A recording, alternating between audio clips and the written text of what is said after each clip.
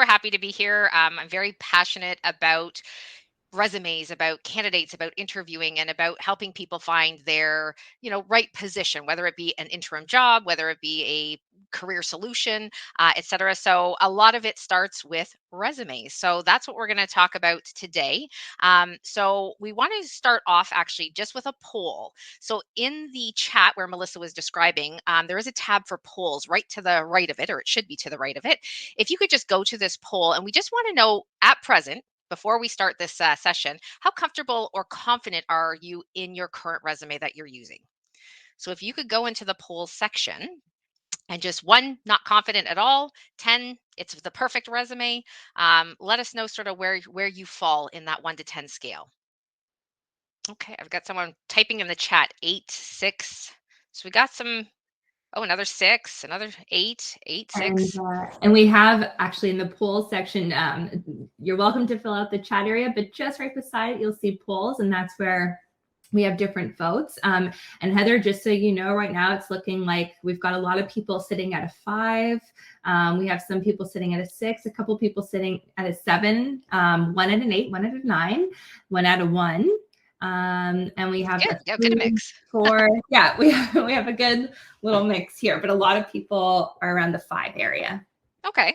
Good. And that's, you know what, let's just be honest with ourselves, right? And I think one day you may feel a 10 on your 10 on your resume, and you might feel a 5 on the next one, because it's also depending on what you're going to be applying to, and what the job requirements are asking. So we are going to cover some different items today. So on our agenda, if we can hop screens, we are going to go over different resume styles, which you may or may not be familiar with, what to include on a resume, what to avoid, do's and don'ts, and we'll go into more depth in all of these, and also what to do before you apply to a posting. As Melissa mentioned, we'll have questions at the end, but we want to help you to concisely and strategically put your resume together for what you're applying. Because again, we all have standard resumes, but is that always going to get us the pre-screen or the interview or what have you?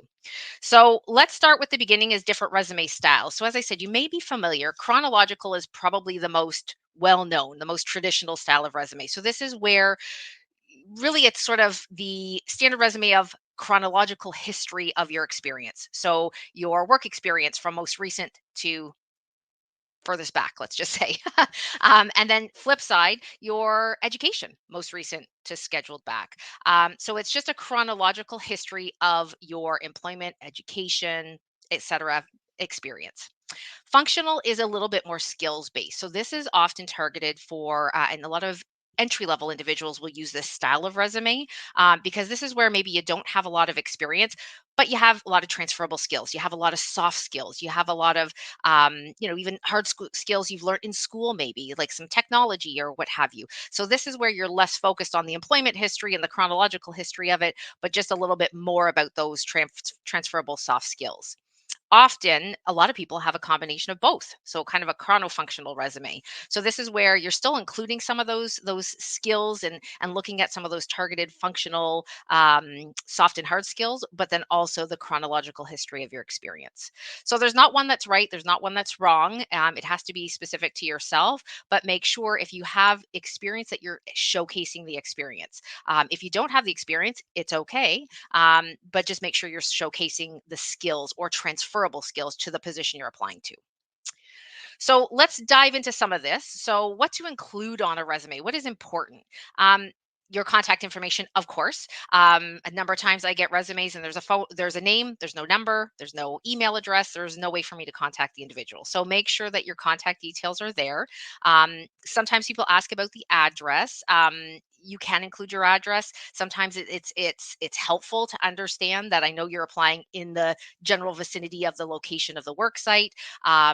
So I would often include that, but just some of those details. And when I say personal, we're not talking your age, your gender, your marital status. This is strictly name, address, phone number, email, contact information. If you have a LinkedIn profile, you certainly can include that as well. What is your objective? So this, I think, is very, very important. The objective of why are you applying to this role? What is it you're bringing to the table? It's kind of like a little snapshot of the objective or your professional profile to help push forward, and entice the recruiter to want to read further. These skills, what skills do you bring? Soft skills, hard skills, transferable skills. Again, looking at ones that are related to the position you're applying to. Your employment history. So within your employment history, of course, you want to include all the details of that, where you worked, dates, job title, but also including where you can accomplishments or achievements. These are tidbits that are going to set you apart from others. So if perhaps you won an award for, even if it was for attendance or for, got a commendation from a customer for great customer service, these are things that you want to include. And I hate to call them things, but accomplishments, sizzle, achievements that are going to help to stand you out from other candidates that you're in, vying against. Education, also important. This is one thing that some people leave out, some people put in. It is important to include because it's still something that you've targeted towards. Even if you didn't complete something, you can still have it on your resume. Just be transparent whether it's complete or incomplete or courses towards, etc. And then just a closing, which is usually the references available upon request. So it's usually short and sweet, but it's just to kind of know that the resumes come to a completion. So things to include, as I said, so we're going to delve into each of these a bit more. So the personal details, again, full name. Again, and I say full name because if it just says Heather, it's not personalizing it. Give your last name. If you happen to have a name where your first name is your last name, you have a first name and last name that are the same. That's absolutely fine as well. But include that on the resume. Again, this is your personal profile that's going to, trying to sell you. Your address, as I said, contact numbers. I usually add that if you put these in order of importance, if you'd rather have your cell phone called first over your home phone number, make sure you put your cell phone first. They still could call both, but that's just the suggestion I make because we all read left to right, so that's kind of often where we're targeting is the first thing we see. Email address, again, if you are working, I would suggest to use a personal email address because you could get emails to your work site if you are using your work email address. And if you are confidentially looking, you maybe want to avoid that. So use your email address. And as I said, you can include your LinkedIn profile if you have one. If you feel confident in your LinkedIn profile, you certainly could include that there. Things to avoid: no photo. They don't need to see your picture. Your, again, date of birth, marital status, just things that, sometimes people will put quotes in. Just careful on the quotes and the religious quotes and things like that. Because again, you're sending this out to a general population, right? You want to make sure that you're generalizing the resume. Careful on inappropriate email addresses. I know that sounds silly, but sometimes when we are in high school and such, we have creative email addresses. Try to create one that's a little bit more business professional, whether it be part of your name or Heather searching or Heather hunting or something that's got something relevant to the workplace. So that's just something to add in as well. So on the next slide, we're going to go to the objective. And again, I cannot stress enough how important this is. And as a recruiter and someone who looks at resumes all the time, people apply to positions and their objective is not to the position they're applying to.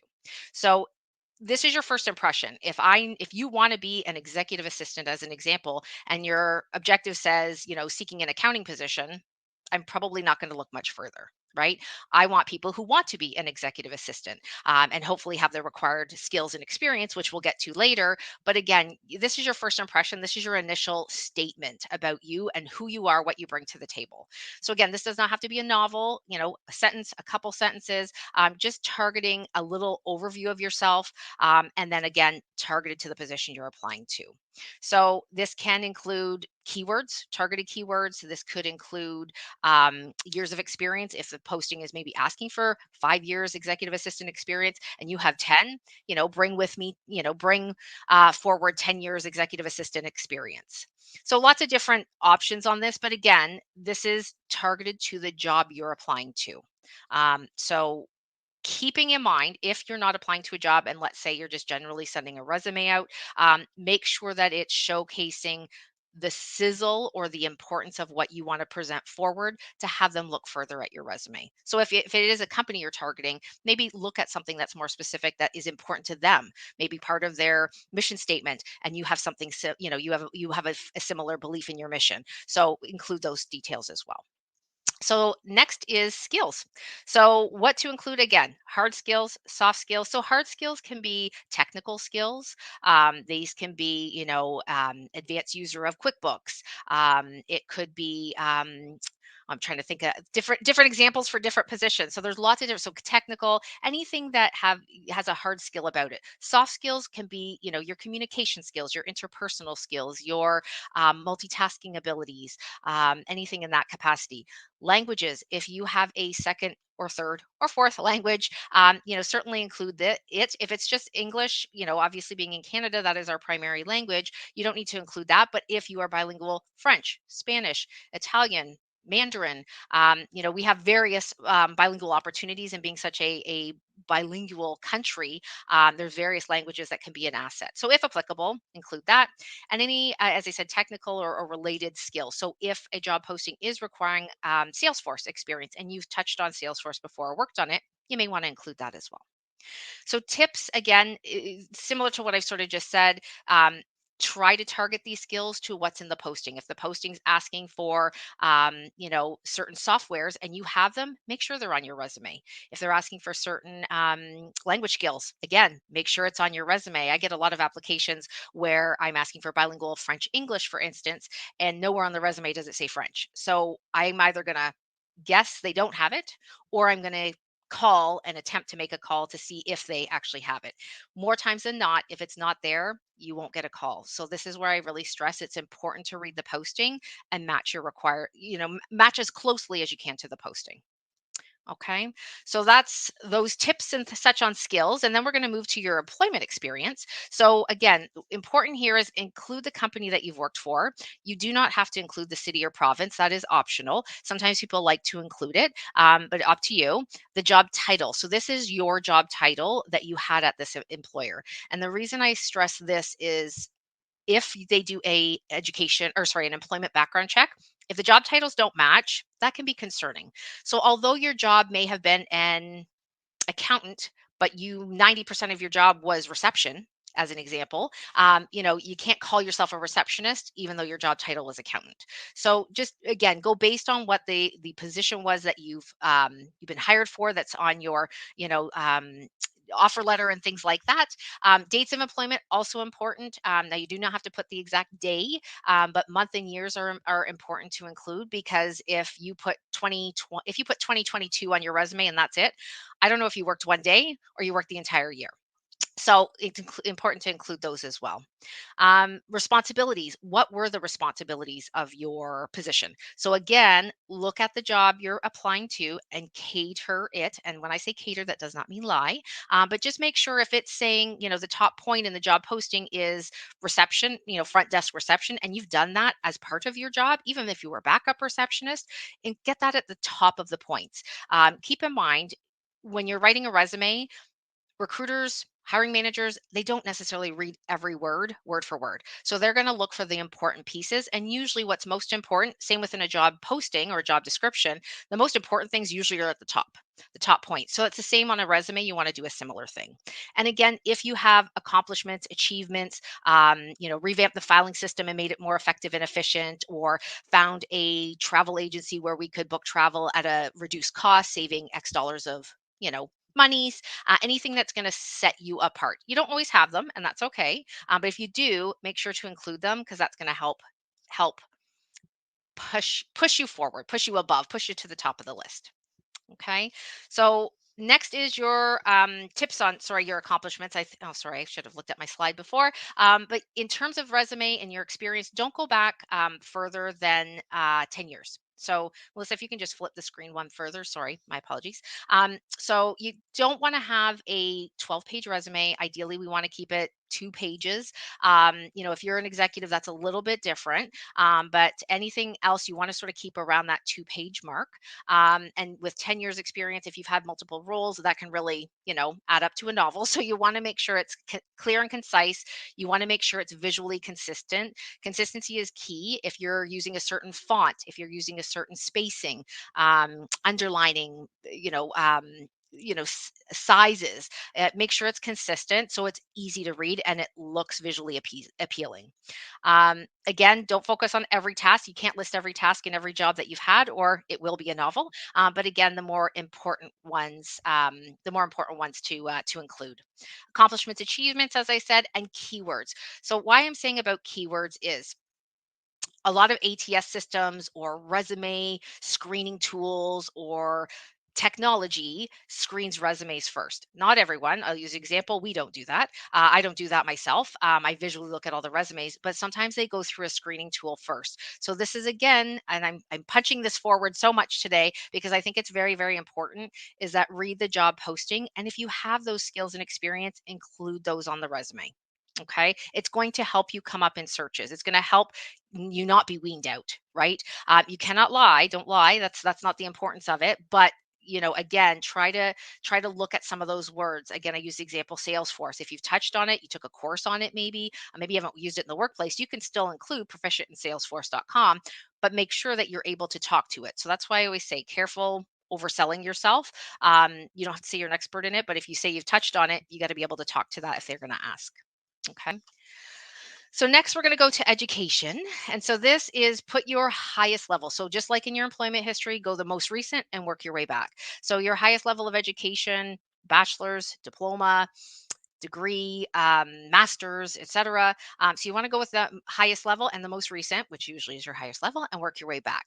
Flip side, if you take additional courses, there's different programs and courses and certificates you can take. Same thing, just keep it based on the date of it as well.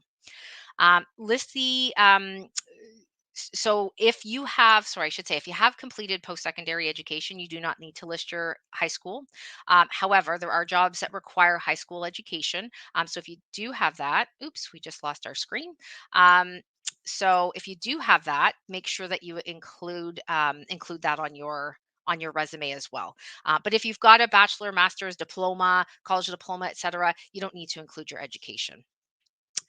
Melissa may have got kicked off the internet, so I'm just going to apologize in advance, but we'll keep going and I'm hopefully. still Oh, here. oh, there you are. Okay, Is it it came going back. to The PowerPoint me? came back. We're good. We're good now. Oh, okay. It just you disappeared for a bit. Sorry, everyone. So if you can just go to the next slide though, because now we're ready to go on to the resume closing. So in terms of resume closing, it's references available upon request. Now I put this into this slide because I do get asked hobbies, interests. Do I include them? Do I not include them? And my answer to that is it really does depend. If you're entry level, more junior, you don't have a lot of work experience, you're trying to target some of that transferable, soft skills, and et cetera. This can be helpful. For instance, if maybe you played on a sports team, maybe you volunteered, and volunteering work, I cannot stress enough, put that on your resume. It's still employment, it's still experience. It's just unfortunately unpaid, but it also shows, how you are. But maybe you're involved in organizations. Maybe you were a Girl Guide or a Boy Scout or I don't know what they're all called anymore nowadays, but things that can help that show what you're a team player, show your interactions, show your outgoing abilities. Because again, a resume is a piece of paper. So I say, it depends. If you have a lot of experience, that's going to overlap what the need is for hobbies and interests. But certainly you can use them, and I would even recommend them because they can certainly help entry level, junior sort of talent as well. And again, as I said, references be available upon request is just a good easy close, and we kind of know we're not looking for a next page sort of thing. So one quote I wanted to give is 70% of job applications get disqualified by applicant tracking systems without being read. So think about that 70%. That is a huge portion. Now, I am going to preface not everybody uses applicant tracking systems, not everyone uses the softwares. However, you have individuals, recruiters such as myself, hiring managers, anyone that's looking at the resume, and they're going to be looking for certain things. Usually, when you apply to a job, and this is why I'm stressing this so much, is that if it's not showcasing that the requirements, the objective, you're going to keep getting passed. And I speak from experience. I look at hundreds of resumes every day, I've had this. I use the accountant and executive assistant. That was an exact example I just had looking at a resume yesterday. I have an executive assistant position open, and the objective was a professional accounting looking for an accounting position. So I don't know if they didn't read my posting. I don't know if they're just mass applying to every single job. I don't know if, maybe there's a communication issue. Maybe, I'm concerned that maybe they haven't read the posting because they don't understand it. So there's different things that go on in people's minds. So this is why it's so important. Just read the posting. Read the posting. You'll have your base resume, and sometimes you maybe move some points up, move some points down, add in some soft skills that it's they've said it's important and you have it, you believe you have it, you can talk to it. Put that onto your resume. It's just going to help you in the long end. Okay, so it's stressing the importance to tailor your resume to what you're applying to. So we're going to go to some resume do's and don'ts. So we'll start with the positive, the do's. Again, resume clear and concise. Proofread your resume. Yes, there's lots of proofreading and spelling and grammar and word and all those sort of things. But you'd be surprised how many typos there are on resumes. So spell check it, but then do a visual check. Have somebody else do a visual check. You've written it, so you know in your mind it's written in your mind, so you might not catch it. I've done this myself before, so I speak from experience. So have somebody else take a look at it. Capitalizations, remember this because I see a lot of resumes where there's random capitals in the middle of sentences, there's non capitals on job titles. So, again, company business names, unless their business name, it starts with a non capitalized letter, it should be capitalized. If you're starting a sentence, it should be capitalized. If you are, sort of any locations, cities, things like that, anything should be capitalized. So, titles, as I said, we've got this sort of listed here. But just keep that in mind so that you're not capitalizing every word in a sentence or putting random capitalizations. If you're not sure, all you can do is really guess or simply ask someone their opinion. Again, try to limit your resume to 2 pages. If you are a more executive level, that's not necessarily the case, but the majority of individuals are going to be on that sort of 2 page. If you happen to go to 3 pages, it's okay, but review your resume. Is everything that's on there what you need to get on there? Your resume is a tease. Your resume is a tease to the recruiter, hiring manager, whomever you're sending it to want to call you, to then talk to you and hear from you what you actually did in your jobs, and more about yourself. Tailor the resume. Again, I feel like I'm really punching this out this time, but I've had so many resumes that are just not applicable to positions, and it takes the recruiters that much longer to get to those who are applicable. So really tailor your resume, and trust me, I would love to get back to every person, but when you're getting hundreds and hundreds of resumes for every position, we can't call out and say, sorry, no, you don't match the requirements. So to have that interaction, try to closely match the opportunities. Highlight your accomplishments. Again, whether it be in your employment history, whether it be in your skills section, maybe you have an accomplishment section on your resume, you certainly can do all that as well. But if you have accomplishments, I always say nothing is too small. It's something that's going to help you stand out. You may have the exact experience, exact education as someone else, but you've got some accomplishments that really impress a client, right? So take a look at that. Be honest on your resume. Don't say things that you don't have. Don't say you have a degree if you don't have a degree, as an example. If you've taken courses towards it, you certainly can also label it as that. Courses towards, incomplete, on hold. There's lots of ways to put things onto your resume and being honest. And it's not discounting what you've taken. You've taken courses, showcase that, but unfortunately, you haven't completed it for whatever reason, and maybe that will be a conversation, and maybe it's something you're going to proceed with later. And I'm just using the education as an example. I mean this for skills, employment history, etc. Use simple words and action verbs. Don't feel you have to upword the document. Straightforward, simple, ease. Individuals want to not have to try to figure out what you're trying to say because of big words or things like that. Just be pretty straightforward, simple, to the point. As I said, include your unpaid work experience. I think volunteerism is incredible. You get a lot of added skills. You're working hard and not being paid. So that says a lot to someone's volunteerism, and that can be volunteerism through school, a nonprofit, an event. There's so many things that you could include in that capacity. Double check your contact information. I also have had numerous times where I've tried to reach out to an individual and their number is incorrect. They have either typoed it or it was an old phone number and they've changed the phone number, but they didn't change it on their resume. So just double check all that because that's how the recruiter is either going to call you or email you. So just make sure that there's no typos in that capacity. And then I'm going to go to the don'ts, of course, because we got to go to the negative side. So don't include unnecessary personal information. So as I said, pictures, gender, date of birth, etc. Simple, to the point. Your full name, your email, your phone number, address, and it doesn't even have to be the full address. As I said, it could be Toronto, Ontario, Vancouver, BC. It can, be more related that way. Don't use inappropriate email addresses. Sometimes that can be a turnoff for a corporate employer if it's something that's maybe seemingly inappropriate. It can be innocent, of course, but just try to, there's so many free emails you can set up. Even set up one that's strictly for your job searching abilities and for nothing else. Again, the picture I said not to include. Don't make general statements. Again, try initial resume you could, but if you're applying to positions, you're going to cater. You're going to make it more special to that specific position. And a lot of times it's just moving things around. So don't feel you're redoing your resume every single job you're applying to. You're just shuffling things around. Okay. Try not to use personal pronouns. You don't want to talk too much about I. In an interview, you do. They want to know what you have done, not what we did. So it's a little bit different from that perspective, but try to avoid that. And obviously, try not to use too many bullets. I'm doing a presentation with tons of bullets today, so I would not necessarily do that in a resume. But again, points on your experience, but related to the job you're applying to. You cannot put everything you did in a resume. It's going to be too long.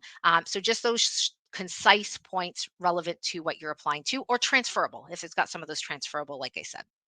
Um, don't just, yeah, as I said, don't just list your job responsibilities, because that's just putting like a job description on your resume. Do not include reason for leaving previous jobs. Now, you will probably be asked, why did this job come to an end? Why did you leave there? What's leading you to want to make a change today? So you're going to have to be able to talk to them, but you don't necessarily need to punch that out into the posting. Now, if you have unfortunately been affected by multiple layoffs, due to restructures, company closures, things like that. Sometimes people will include those, and that can be helpful if there's not a lot of tenure in each of those positions. But again, they're going to ask. They're going to want to know that anyway. So you could keep that off. Um, and references, don't put your references on the resume. Just available upon request, and you have to be prepared that they may ask you for references at some point. But there's no sense listing them now. You don't want your references called by every single prospective company that you're applying to. So just available upon request. And then let's go. I've got my papers in front of me. Let's go to the next slide. So now, again, you're going to go back, revamp your resumes, take a look, adjust, maybe move things. But again, the biggest key for today, I would say, especially because there was a lot of fives, six, sevens, eights, and nines, or what have you, is looking at the job posting, reading it, reading your resume again, and then tweaking where you can.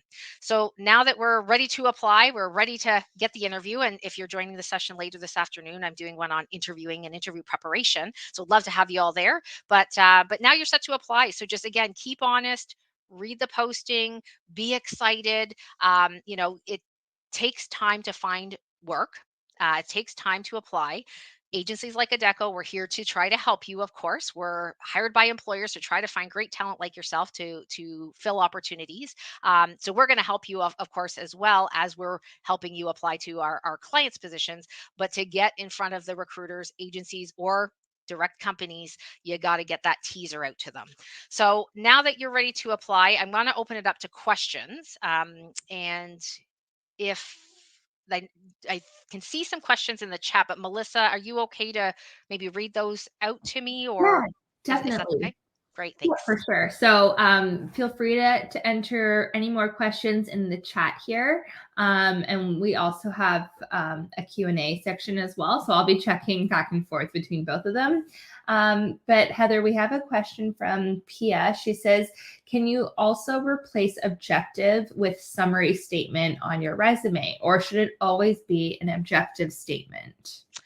Ooh, no, you could do a summary statement, because they're very similar. Assuming I'm understanding, your question properly. And Pia, feel free to email me after offline. But the objective is also like a summary too. But again, if your summary is talking about, I don't know, I'm stuck on accounting and executive assistants. But if your summaries about all your accounting experience and your designation and your this, but you're applying to an executive assistant position, it's still not going to help. So the summary can, you make sure it's still in line with what you're applying to.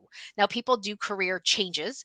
They adjust, they change paths, but you still need to cater your objective or your statement to showcase why you feel you would be stronger in that capacity.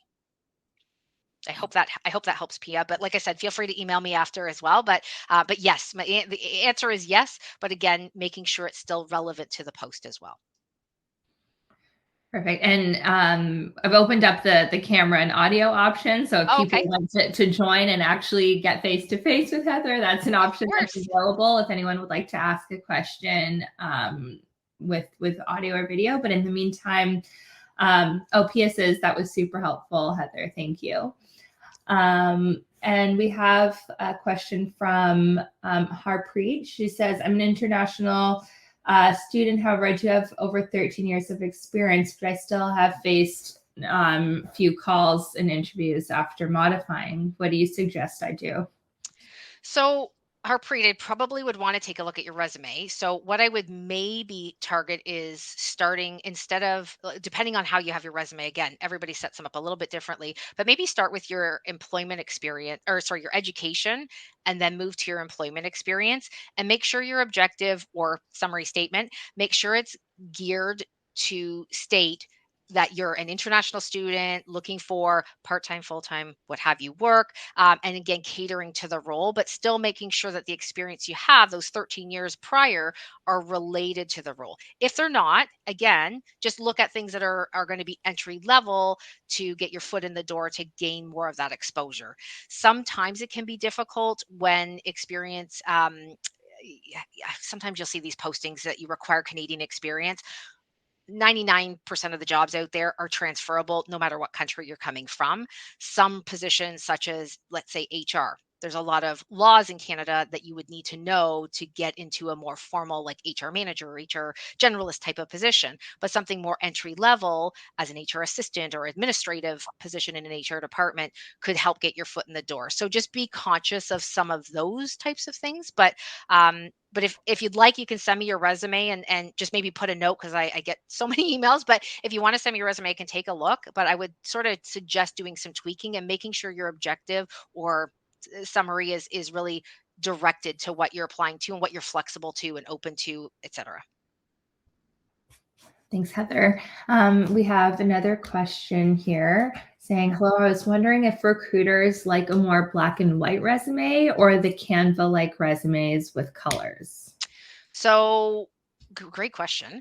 I personally would suggest you stick to black and white. And the reason I say this is sometimes when you get really fancy resumes, PDFs and Canva and such, some tools, some applicant tracking systems, some databases, they don't read them clearly.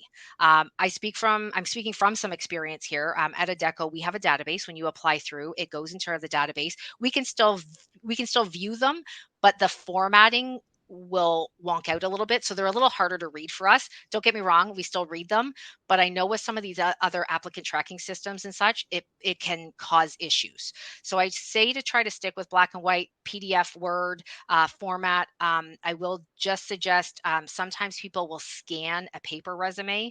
That is not, I would never recommend that. And if you can get someone, if you don't have a computer, try to go to a resource center and get it typed up, or have someone, have friends or something type it up for you, because the scanned resumes are also not searchable.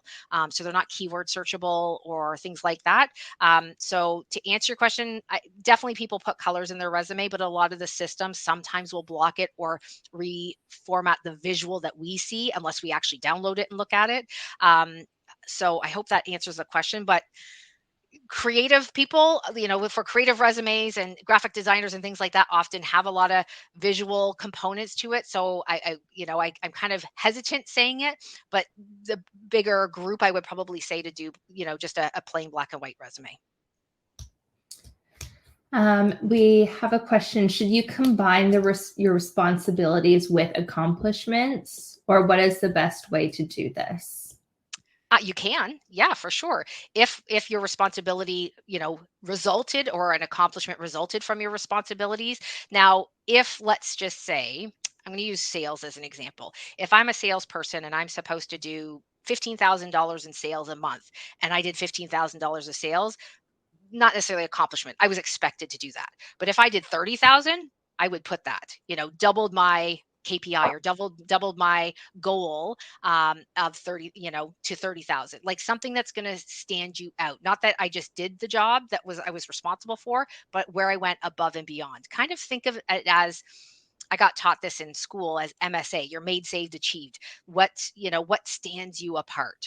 So hopefully that helps. But again, if maybe you again revamp the filing system, made it more effective and efficient. Maybe as an accountant you found a mistake and ended up saving them money. Maybe if you're in supply chain and logistics, you came up with a new 3PL where you save them money because there was cost savings based on XYZ. Sorry, there's so many examples I could give you. I don't want to bore you all, but yes, you can put the responsibilities and accomplishments together for sure.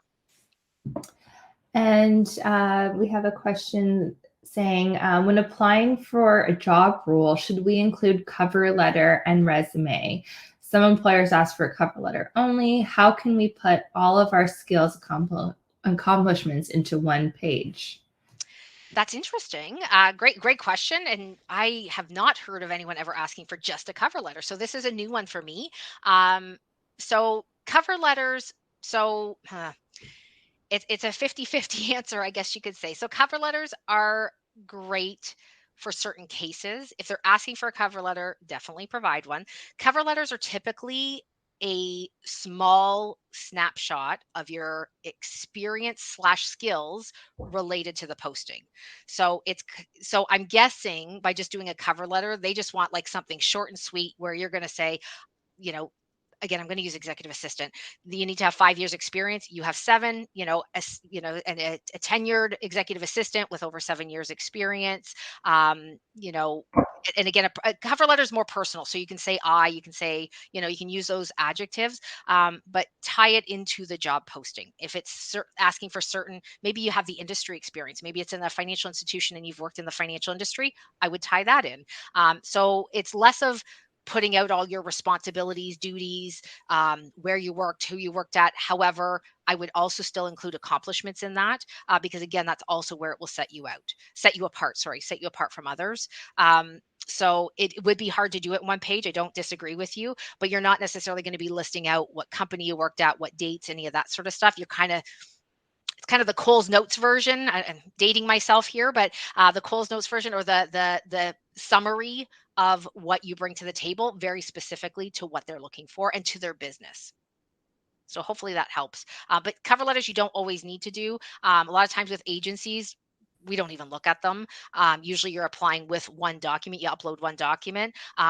If you're someone maybe more junior, that sometimes can be helpful. I often do look at them, but I would not.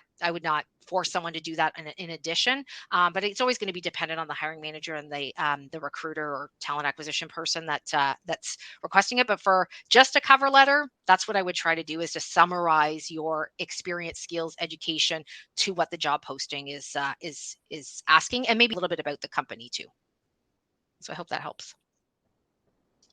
And we're getting a lot of kind of people asking you to review their resumes. So what I will add to that, I am one recruiter, so I can't look at everybody's resumes.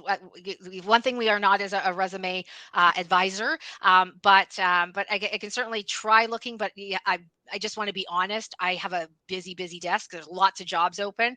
Get to our website, the adecco.ca website, and also see if there's postings there that you believe you're qualified for and interested in. The market's hot in the corporate world, anyways. I'm really busy. If anyone is bilingual, I have 30 positions that are bilingual French English right now, and so that to me is really important. But yeah, we can try, but we're not a career service company. We're an employment agency or a staffing firm. So I would even look at some of them. There's a lot of nonprofits out there. I think JVS is still around. The Career Foundation. Oh gosh, there's a whole bunch of them, so I'm not going to list them all off. But yeah, I can try to look, but honestly, I have to fill the jobs for my clients right now, so that's a big focus for me. But you, again, as you're sending to job postings, you sometimes are going to get that feedback anyways. And I have another question here. That there is a huge norm nowadays where everyone is saying that your resume should be in just one page, but sometimes it just looks not so appealing. And if we are making it compact and the font size is too small, is this an actual thing? If I have to make it like this, which sections should I prioritize, and in what order would you suggest? So again, another one I haven't heard. So, and just to preface, I've been in staffing for over 20 years, just so you know. So I'm an old timer, but that is one I have not heard. To me, one page is like a cover letter, like the other individual was asking. Unless you don't have a lot of experience, it may still be a page. I should preface that. Like some of the junior entry level people, their resume is only one page, and that's absolutely fine. But if you're finding that you're simplifying it so much that it's not selling you, I would not be a fan of that. Keep in mind, resumes, it's all subjective. There is not a perfect resume. There is not a wrong resume.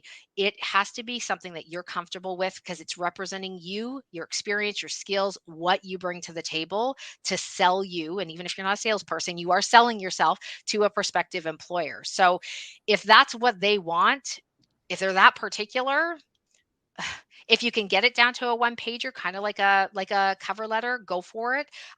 It that seems so compact, especially for an experienced individual that's got years of experience. Like to me, I think that would be tough. What could you take out? It's hard for me to answer that because I don't know why they're only looking for one page. But what I would still suggest is read the posting. If it's saying they need certain skills, experience, software education, I'd still include that, but at a much smaller scale. You wouldn't maybe include as many points under the employment history. You could probably do it in sentence form or paragraph form, like a cover letter, or just really simplify your employment. You could maybe even do like you could do like a functional resume, and just company date title for your experience, and then just have sort of your skills grouped together with some points. I, I'm I'm sort of thinking outside the box on this, but yeah, one page. If you don't have a lot of experience, that makes total sense. But if you have like a 2-page full resume, again, not over full, then that will be tough. But I would again revert you back to the job description, and maybe look at it like a one pager cover letter type presentation. I think we have time for just one more question. Hmm. And I see one from Kevin. I am a year away from Canada pension age. I have no interest in retiring yet. I still have the energy and passion for my work. My education and job history, however, give my age away. Is there something I can do that potential employers won't think I'll be deserting them within a year of being hired? Good question. So employers shouldn't know your age because it's none of their business. But what I would suggest, so again, with an employment history, you don't want to go back so far. So if you've got, 30, 40 years of employment history, you don't want to include that. I would just include the last 10 years, maybe less. For the education, maybe don't include dates. If you have concern about ageism, you could probably take that out. I'm just trying to think of what else you could do. Ultimately, again, your objective, I would do an objective in that case versus a summary of your experience. I would talk about the objective of what you're looking for, why you're interested in this job you're applying to, what you bring to the table, as opposed to anything else. And yeah, like I said, with the education, maybe if education is not important to them as well, maybe take your education off. But you don't have to include the dates with that. But employment history, I would only go back, 8, 10 years. You don't have to go your whole life history. And then even in the objective, if you do have 30 years in administrative professional experience, I wouldn't maybe label it as 30 years or 40 years or however many years it is. So I would maybe just generalize it a little bit more. There shouldn't be ageism. It is what it is. Again, recruiting is subjective, but ultimately they want hard workers, passionate, dedicated. All those soft skills, but often sometimes with experience, of course. So that's what I would probably do to change your resume up a little bit. Is just you don't have to divulge all that information. But yeah, I would suggest that, because they don't need to know how old you are. They don't need to know you're close to Canada Pension. I don't even know what the Canada Pension age is, even myself. So to give you an example, so because I just want the best person for the job, and age shouldn't make a difference. So that would be the suggestion I would say to maybe tweak if you're feeling that that's hindering some of your applications. I would maybe try that. And I just noticed, just above this, sorry, Melissa, I just noticed about the Adecco contact details on your profile, just so everybody knows, because I get a lot of calls for this as well. On the Adecco website, once you get selected to a branch or something, honestly, as a recruiter, from a recruiter perspective, we don't see that.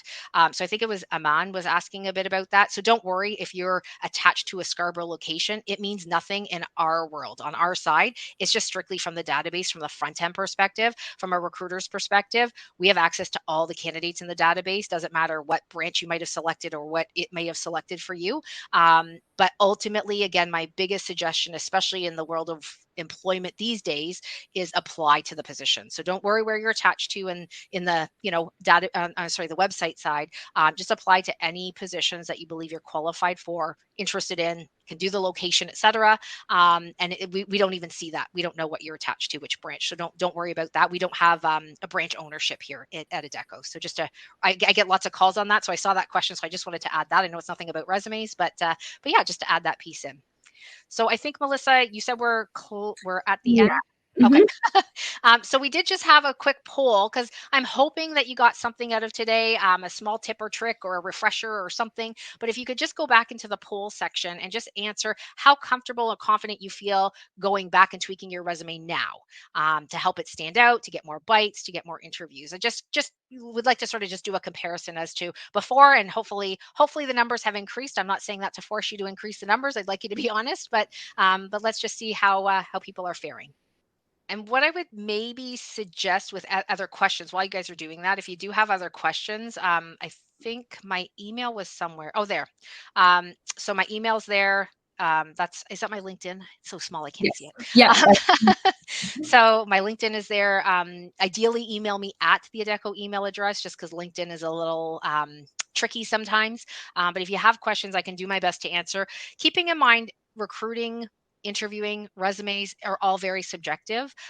So you have to be comfortable with what you're presenting yourself with in the markets. So just keep that in mind. And I cannot guarantee you an interview. I cannot guarantee you're going to get the job. I cannot give you any guarantees that way, but I can guarantee you'll get looked at more consistently if you are catering your resume and making sure you're reading the posting before you apply to a job. Because I literally was going through resumes last night, and I probably scanned out 100 resumes that were nothing close to what they had applied to. And it's a shame, because they could be very good for other things, but again, I'm looking for this specific role. So it's really important, and at least to start having a conversation with a recruiter or the hiring manager or company directly as well. So polls, how are we, Melissa? Any? Yeah. So our top answer is a 9. Oh, yay. Yeah, we have a couple tens. Second top answer is an 8, and we have quite a few 7s as well. So Okay. definitely there has been a shift. So that's good to Awesome. Awesome. know. Well, again, nothing's going to be perfect. And just always know, keep true to yourself. You want the employer to hire you for you, not some pseudo resume, some pseudo you. You want to be able to be yourself every day at your job. So it's equally important to make sure the resume is everyday you. Right. So keep that in mind. And I wish you all the best. As I said, go to the adecco.ca website and take a look. There's a lot of postings, and they're ever changing. I just got something new in today, so it's not even up there yet because I was preparing for this. But yeah, and I hope everyone can, or everyone can join the session this afternoon. I'm doing on interview preparing. Thank you so Fantastic. much, Heather. This has been amazing. I always feel like I get to take something away from your workshop. So I count myself as lucky to be able Oh, well, to thank do you. this with you. And I hope everyone has a great rest of your day. And thank you everyone for attending, and for Melissa for keeping me on track and hosting, and I appreciate it all. I wish you all the best, everyone. Take care. Take care. Thank you.